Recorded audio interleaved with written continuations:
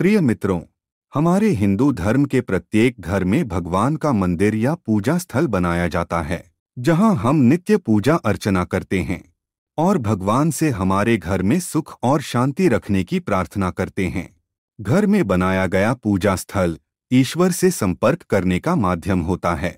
घर में मौजूद पूजा स्थल से संपूर्ण घर में सकारात्मक ऊर्जा का संचार होता है। अपने घर के पूजा स्थल में रखी देवी देवताओं की मूर्तियां ईश्वर का चिंतन करने का सबसे सरल उपाय होता है, जिसके द्वारा हम अपने इष्ट देव से मनोकामनाएं मांगते हैं। लेकिन दोस्तों, कई बार हमें हमारी पूजा का फल नहीं मिलता है। घर में पूजा घर होने के बावजूद भी घर में सुख शांति नहीं रहती है। लड़ाई झगड़े वाद विवाद होते ही रहते हैं। इसके पीछे का कारण वास्तुदोष हो सकता है। वास्तुशास्त्र के अनुसार घर में उत्पन्न होने वाले सभी अशुभ संकेत और नकारात्मक वातावरण का कारण मंदिर में रखी गई भगवान की मूर्तियां भी हो सकता है, अथवा घर के मंदिर का निर्माण वास्तु के नियमों के अनुसार न किया गया हो, तब भी ऐसी समस्याएं प्रकट होने लगती है। इन सभी दोषों को नष्ट करने के लिए हमें वास्तु के नियमों का पालन अवश्य करना चाहिए। वास्तुशास्त्र में जो कुछ भी नियम बताए गए हैं, वे शास्त्रीय और वैज्ञानिक दोनों आधार पर बनाए गए हैं। यदि इन नियमों का सही से पालन करते हैं तो घर में कभी अशुभ घटना नहीं घटेगी और घर में सुख शांति बनी रहेगी। घर के अंदर देवी देवताओं की मूर्तियों को रखने के भी नियम होते हैं। किन देवी देवताओं की मूर्तियां घर में रखना वर्जित है, किन देवी देवताओं की प्रतिमाएं एक साथ नहीं रखनी चाहिए, तथा किन देवताओं की मूर्तियां साथ में रखना शुभ होता है, आदि महत्वपूर्ण बातों के नियम वास्तुशास्त्र में बताए गए हैं। यदि इन नियमों का पालन ठीक से नहीं किया गया तो घर में दुख दरिद्रता का वातावरण निर्माण होता है। घर में सकारात्मक ऊर्जा के स्थान पर नकारात्मक ऊर्जा अधिक मात्रा में बढ़ने लगती है, जिससे परिवार के लोग सदैव ही निराश, क्रोधी और दुखी रहने लगते हैं। घर में आर्थिक तंगी बनी रहती है, अकारण ही धन का खर्च होने लगता है। बहुत अधिक परिश्रम के बाद भी सफलता नहीं मिलती है।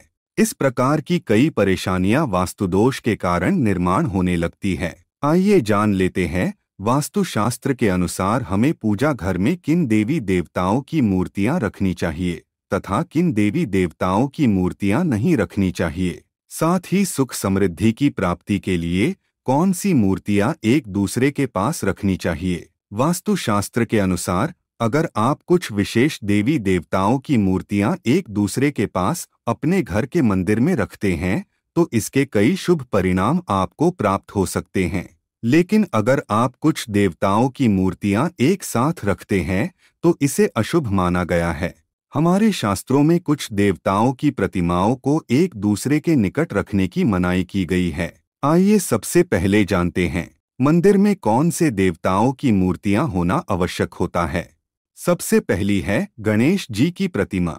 दोस्तों, पूजा स्थल में गणेश जी की मूर्ति या तस्वीर होना अनिवार्य है, क्योंकि गणेश जी सभी देवताओं में प्रथम पूजनीय और विघ्नहर्ता होते हैं, जो घर की सारी समस्याओं को हर लेते हैं।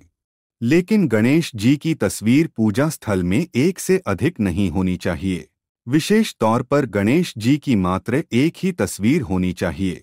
वहीं अगर गणेश जी की तस्वीर मां लक्ष्मी के साथ है और गणेश जी मां लक्ष्मी के बाईं तरफ विराजित है तो यह बड़ा ही शुभ माना जाता है। ऐसी मूर्तियां घर के सभी विघ्नों, समस्याओं और नकारात्मक ऊर्जा को नष्ट कर देती है। दूसरी है मां लक्ष्मी की प्रतिमा। धन और समृद्धि पाने के लिए पूजा स्थल में मां लक्ष्मी की तस्वीर अवश्य होनी चाहिए। लेकिन पूजा स्थल में केवल मां लक्ष्मी की तस्वीर घर के वास्तु के लिए कभी भी शुभ नहीं मानी जाती है। मां लक्ष्मी के साथ नारायण की मूर्ति होना अति आवश्यक है, क्योंकि जगतपाल विष्णु मां लक्ष्मी के पति है और मां लक्ष्मी बिना भगवान विष्णु के किसी भी घर में नहीं जाती है। वहीं मां लक्ष्मी को प्रसन्न करने के लिए नित्य मां लक्ष्मी से पहले भगवान विष्णु की पूजा करनी चाहिए। ऐसा करने से घर में संपन्नता और वैभव बना रहता है। मां लक्ष्मी ऐसे लोगों पर अति प्रसन्न होती है जो नारायण की पूजा करते हैं। वही श्री गणेश जी के साथ भी मां लक्ष्मी की तस्वीर लगाई जा सकती है।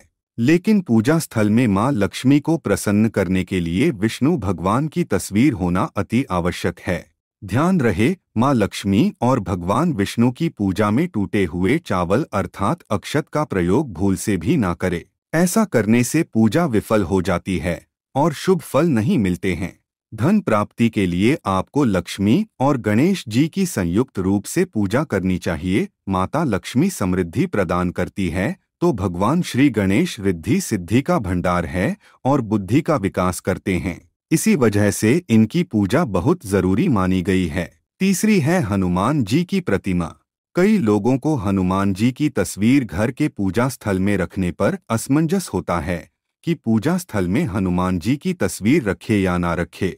लेकिन मित्रों, वास्तुशास्त्र में यह बताया गया है कि हनुमान जी की तस्वीर पूजा स्थल पर रखने से घर के सभी वास्तु दोष और ग्रह दोष दूर होते हैं।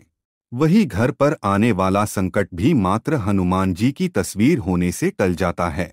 इतना ही नहीं, घर में सुख शांति और समृद्धि के लिए पूजा स्थल में हनुमान जी की बैठी हुई मुद्रा वाली तस्वीर लगानी चाहिए। चौथी है राम दरबार की तस्वीर।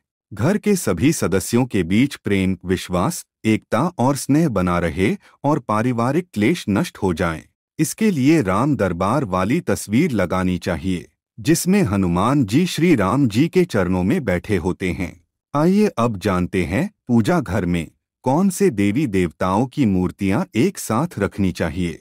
जिसकी घर के मंदिर में एक साथ ये दो मूर्तियां होती है, वहां पर बनता है राजयोग। दोस्तों, अगर हम अपने घर के पूजा घर में कुछ मूर्तियों के साथ अन्य मूर्तियां भी रखते हैं तो निश्चित तौर पर हमारी किस्मत बदल जाती है और देखते ही देखते हमारे जीवन की सारी कंगाली समाप्त होने लगती है।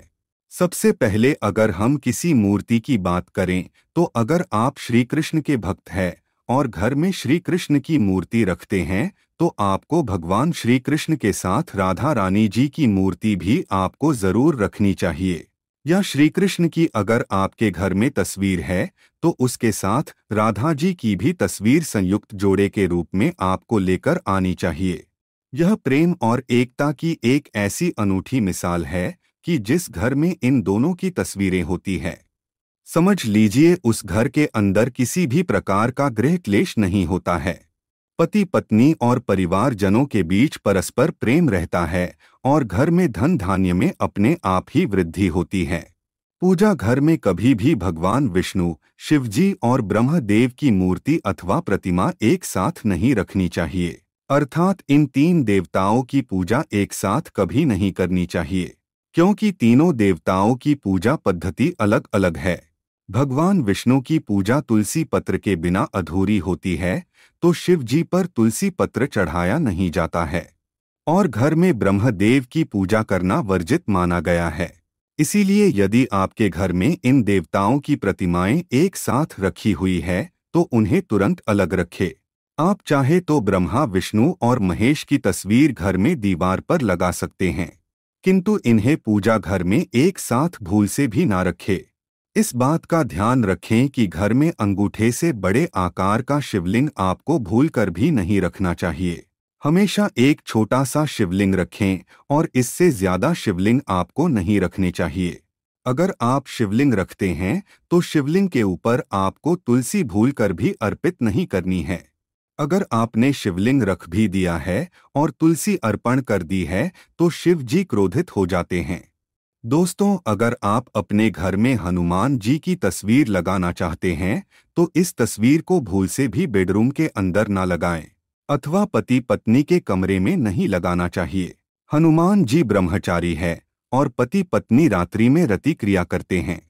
ऐसे में हनुमान जी की तस्वीर का अपमान होता है। आप घर में अन्य किसी भी स्थान पर हनुमान जी की तस्वीर लगा सकते हैं, लेकिन पति पत्नी के बेडरूम में नहीं लगानी चाहिए। उस स्थान पर यदि आप राधा कृष्ण की तस्वीर अथवा मूर्ति पति पत्नी के बेडरूम में रख सकते हैं। इससे पति पत्नी के बीच में प्रेम बढ़ता है और वैवाहिक जीवन सुखमय बनता है। यदि आप अपने घर में माँ दुर्गा की तस्वीर अथवा प्रतिमा रखना चाहते हैं तो ध्यान रहे कि माता की ऐसी मूर्ति अथवा तस्वीर भूल से भी ना लगाएं जिसमें माता क्रोधी अवस्था में हो। अथवा माता महिषासुर आदि राक्षसों का वध कर रही हो। वास्तुशास्त्र में ऐसी तस्वीर घर में लगाना अशुभ माना जाता है। आप माँ दुर्गा की ऐसी तस्वीर लगाएं जिसमें माँ प्रसन्न मुख हो और आशीर्वाद प्रदान कर रही हो। किसी भी देवी देवता की क्रोधी अवस्था वाली तस्वीर अथवा प्रतिमा घर में नहीं लगानी चाहिए। साथ ही ध्यान रहे कि पूजा घर में आपके मृत परिजनों की तस्वीरें नहीं रखनी चाहिए और न ही अन्य देवी देवताओं के साथ उनकी पूजा करनी चाहिए। केवल पितृपक्ष में ही मृत परिजनों की पूजा की जाती है। इसी तरह आपको भैरव भगवान की तस्वीर या भगवान शनिदेव की अथवा राहु केतु की तस्वीरें अपने घर में ही नहीं लगानी चाहिए। प्रतीकात्मक रूप से आप घर के पानी रखने के स्थान पर उनकी पूजा कर सकते हैं, क्योंकि इनकी साधना तंत्र मंत्र और विशेष नियमों का पालन करके की जाती है। घर के अंदर वैसे ही आप उनका पूजा पाठ नहीं कर सकते हैं। उनके पूजा पाठ में अगर किसी प्रकार की कमी रह जाती है तो इसके भयंकर दुष्परिणाम भोगने पड़ सकते हैं। तो दोस्तों, उम्मीद है आपको यह जानकारी अच्छी लगी होगी। वीडियो को लाइक जरूर करें। कमेंट में जय मां लक्ष्मी तथा जय श्री कृष्ण अवश्य लिखें। साथ ही चैनल को सब्सक्राइब करें। आप सभी का धन्यवाद।